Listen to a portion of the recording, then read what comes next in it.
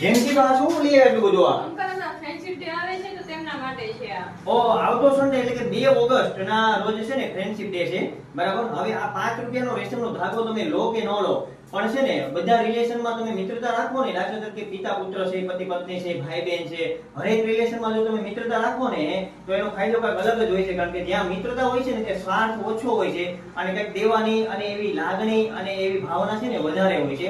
હવે જેમથી છે ને બતાવો છે બધા અલગ અલગ બેન. हाँ मेरी जिंदगी सवारी मुझको गले लगा के बैठा दे